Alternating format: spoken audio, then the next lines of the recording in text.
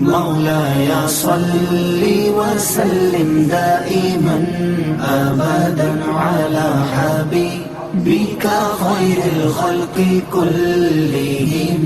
مولاي صل وسلم دائما أبدا على حبيبك خير الخلق كلهم.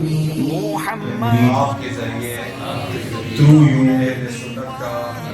for امیر اہل سنت کے ذریعے and through him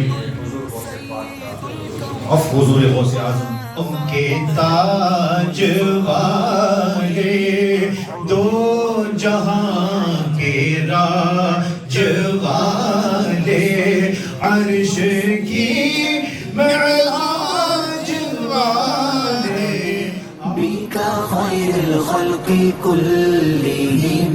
مولاي صل وسلم دائما أبدا على حبيبك خير الخلق كلهم.